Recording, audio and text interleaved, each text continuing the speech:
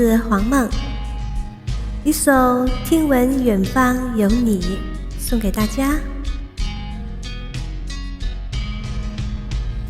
听闻远方有你，东升跋涉千里，追逐沿途的风景，还带着你的呼吸，真的难以忘记关于你的消息，陪你走过南北东西，相随永无别离。